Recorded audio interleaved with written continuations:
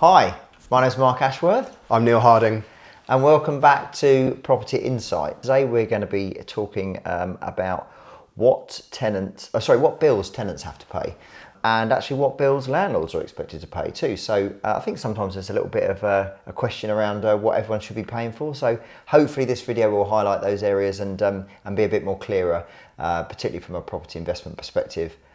So some bills that a tenant you would expect to pay for under a typical assured short hold tenancy or AST tenancy agreement, which is what most tenancy agreements are, you would expect a tenant to be paying for council tax under a single let, and you would also expect a tenant to be paying for the contents insurance for all the belongings that they have within the property.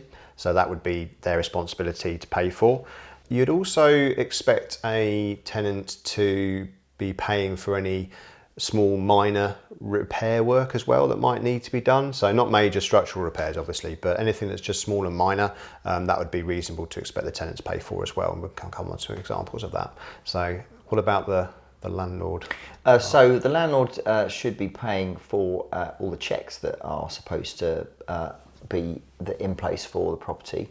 But also for ongoing things such as probably the biggest one is the gas safety inspection. So by law, you have to have your gas boiler inspected once a year to check that it's safe, and you are expected to pay for that. Also, you're expected to pay for buildings insurance, although that being said, typically that's a requirement of the mortgage lender.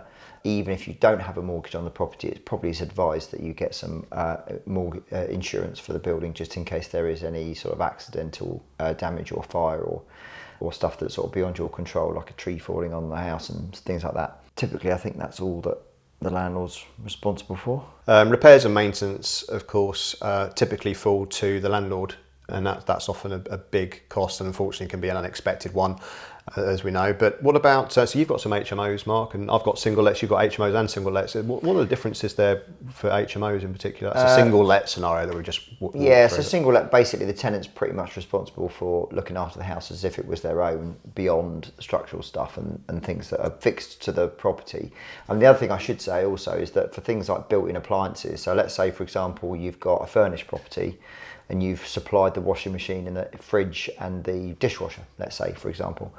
If you've supplied them, you're responsible to make sure they work. So if they fail, then the tenant can contact you and say this has failed, and then you are responsible for that, which is why a lot of people rent properties unfurnished, but also because a lot of tenants do tend to have their own items. So if you've got a flat, let's say, that's on a third floor, I would probably advise that it might be a good idea to rent that furnished, because it would be problematic for the tenant to get the stuff up the stairs and into the building, potentially damaging it along the way. So it might be a good idea to put some appliances in there, but obviously naturally you would be responsible for them. With HMOs, typically all of the properties in a HMO or shared accommodation is usually included, and so therefore as a landlord you are responsible to make sure that it works. So it's a good idea to ensure that the tenants know how to use it properly. Obviously Google and YouTube is quite good for that, so you can give people links to YouTube videos on how to work stuff, but obviously leaving manuals in the property and things like that. But you are responsible for paying for the repairs and maintenance of any appliances that are in the property. Also are responsible for all the bills, so council tax, electricity, gas, TV licence if there's a TV in the property. The broadband connection is the other thing that you need to pay for as well. So pretty much if it's all bills included, then you should include everything. Some places, if they're more like what they call bedsit HMOs, sometimes landlords will install individual electricity meters which measure the usage of energy for just that room. So it means that obviously you are then responsible for paying for your own energy in there, which in some respects is a good idea because it means that it reduces the usage for the tenant because they're more mindful of what energy they're using from an environmental perspective perhaps. And also it benefits the landlord because the landlord is not overpaying for people who are not, let's say regulating the temperature of their rooms by opening the window rather than turning down the heating. Things like that can be a problem in shared accommodation. Great stuff. Okay, and we've got a few specific questions that I think over the years you and I have both been asked from different people about certain scenarios, like, for example, what happens when the property is empty? Tenant maybe has just moved out, or you've just bought a property and there could be some bills that are still outstanding from a previous owner or previous occupier, tenant, whether that's a tenant or owner.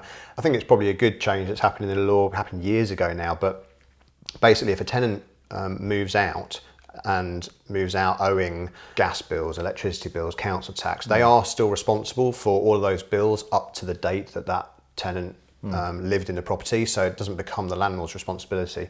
The bills that are in the name of that tenant in a single let property, let's say, remain the responsibility of that tenant. So it really makes sense to do things like meter checks, you know, on gas and electric, things like that, inform the utility providers, make sure that they know that the tenant's moved out up to that date. I always inform the council as well for council tax to make sure that I'm only going to be paying for what I'm responsible for. Another question that we get sometimes is the sort of scenario where you might have, let's say, water damage or damage, but let's just say it's water damage to the property due to, I don't know, a leaky pipe or something. The landlord doesn't know anything about it and is getting asked to pay for the repairs, bills, but also maybe the extra costs on the water bill that the tenant you'd expect ordinarily would have to pay for. Particularly that last point around, you know, well, who pays for the extra water bill on that scenario is quite a contentious point. And I suppose there's always the opportunity for landlord and tenant to discuss and agree what their approach is. But just from a pure legal perspective, actually, the landlord is only legally expected to pay for the costs of repair and maintenance and keep the property in good working order, including water installations, from the point in time that they've been notified by the tenant.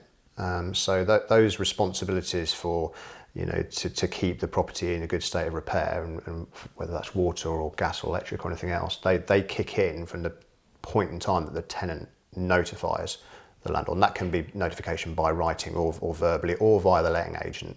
Although I probably would caveat with saying that it's a good idea to get any correspondence like that in writing of some kind, whether it's a text message or an email, because if you just do it verbally, unfortunately, it is then one word against the other. You might be able to prove it with receiving a phone call from your tenant, but I think ultimately if they can report any issues like that, important issues like that, by email, and if you have a conversation with them, just say, please can you make the request by email so we can just keep a paper trail, is strongly advised, particularly for those of you who are managing your own stuff.